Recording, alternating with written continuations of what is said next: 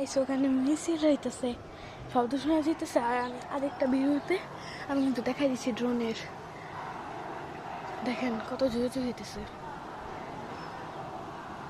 Guys সবাই ছাদে উঠে বসছে দেখার জন্য। আল্লাহ,